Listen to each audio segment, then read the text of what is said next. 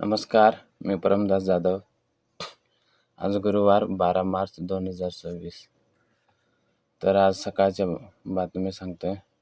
सुविचाराचा रोज एक पाऊल पुढे टाका, यश आपोआप जवळ येईल. मित्रांनो, हा सुविचार लिहून घ्या, दिवसभर लक्षात ठेवा आणि तसेच काम करत राहा. संतवाणी. संत तुकाराम महाराज म्हणतात, कष्टाने फळ गोड असते. आपले शेतकरी बांधव रोज मेहनत करतात, त्यांना आज मनापासून नमस्कार. कारण आपण जर कष्टाने काम केलं तर ते नेहमी गोड असते. नेहमी कष्ट करत राहा,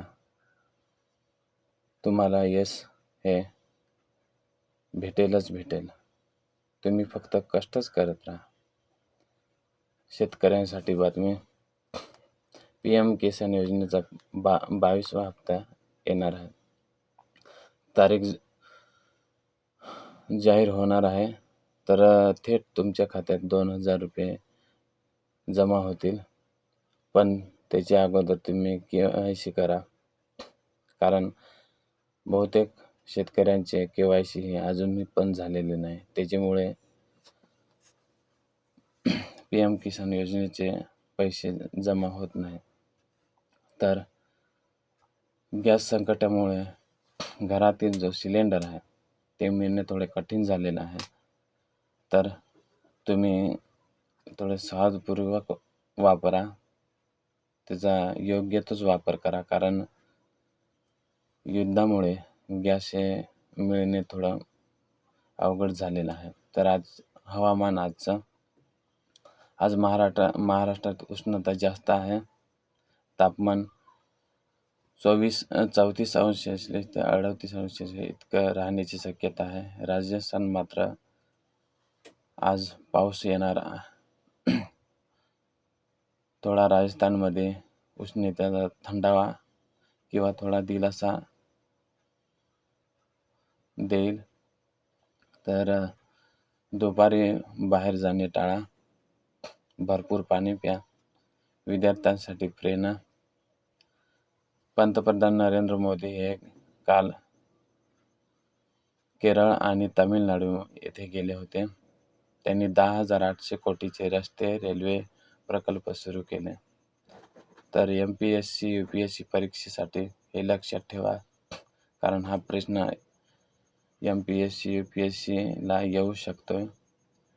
पंतप्रधान नरेंद्र मोदी काल केरळ आणि तामिळनाडूमध्ये गेले होते. त्यांनी रुपये 10,800 कोटीचा रेल्वे प्रकल्प सुरू केलेला आहे. तर हा लक्षात तुम्ही ठेवा. तर क्रिकेटसाठी